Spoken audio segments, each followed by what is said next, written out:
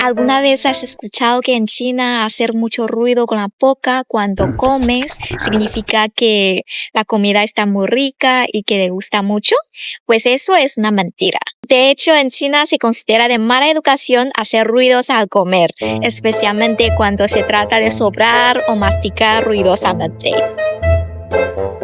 Sin embargo, en Japón la situación es diferente. Allí hacer ruidos al comer, especialmente al sorber fideos, no solo es aceptado, sino que se considera una manera de mostrar aprecio por la comida y de disfrutarla plenamente. Y cuéntame, ¿cómo es en tu país?